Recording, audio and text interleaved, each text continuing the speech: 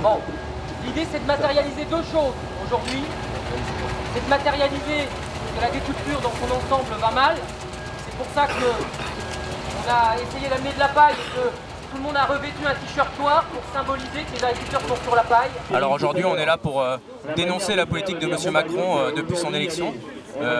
Il nous a fait un certain nombre de promesses comme arrêter la surnorme, les surnormes, arrêter la surtransposition et aujourd'hui on s'aperçoit que rien n'est respecté, que ce soit sur les néonicotinoïdes qui ont été balayés d'un revers de main par le ministre de l'écologie et par le Premier ministre en l'espace d'une journée, que ce soit aujourd'hui la position de la France sur le glyphosate qui est de ne pas reconduire le glyphosate alors que c'est une mesure anti-écologique d'interdire le glyphosate, que ce soit le transfert du premier pilier au second pilier au niveau de la PAC, c'est pareil.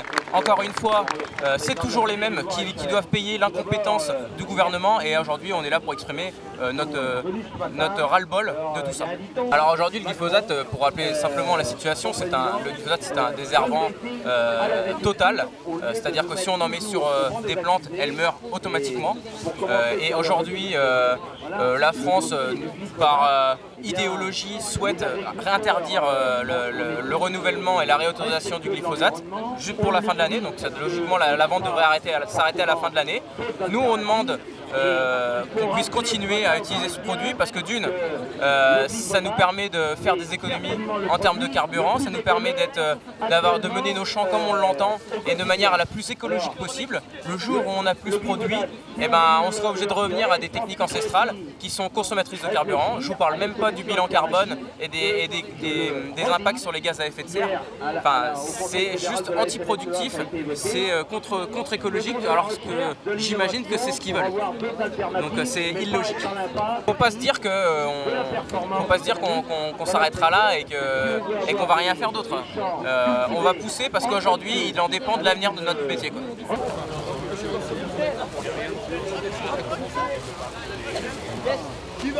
On vient défendre l'agriculture qui va très très mal en ce moment, depuis plusieurs années d'ailleurs. Ouais. Ça fait l'année dernière une année catastrophique, des résultats négatifs. Les 2 années d'avant c'était neutre, légèrement positif. Cette année c'est extrêmement moyen aussi avec des prix très très très bas. Donc, et puis comme on entend, on nous enlève, on nous met des contraintes supplémentaires sans arrêt. Donc c'est plus possible, ça devient plus possible. Le glyphosate, oui, c'est un produit chimique, il faut reconnaître. On a toujours peur des produits chimiques, on comprend bien, mais c'est un moyen qui est important pour nous pour cultiver, ouais. Même sans en abuser, mais faut pas, ça va être encore une contrainte supplémentaire, des coûts supplémentaires, des consommations de carburant supplémentaires parce qu'il va falloir, voilà, donc indirectement aussi de la pollution. Donc on en enlève certains trucs parce qu'on pense que c'est pas bon, et puis on va accentuer sur d'autres choses. C'est extrêmement compliqué. Monde paysan.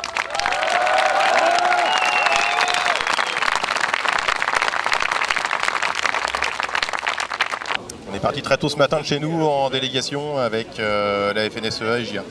Il fallait qu'on réponde aujourd'hui aux propos du ministre Hulot par rapport entre autres aux phytosanitaires sur les différentes propositions qu'il a pu lire, entre autres le zéro phyto et le non au glyphosate qui nous gênent profondément. L'ambiance aujourd'hui elle est très simple à comprendre, elle est très défaitiste. On essaye de rester optimiste malgré tout, malgré notre envie et notre passion qu'on a du métier, mais après, ça reste vraiment... on a le moral dans les chaussettes. C'est pour ça qu'aujourd'hui, on est sur la paille aujourd'hui, sur les Champs-Élysées, à 7 h du matin.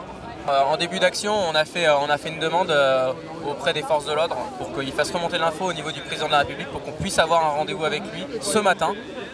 On demande un rendez-vous avec le président de la République pour pouvoir...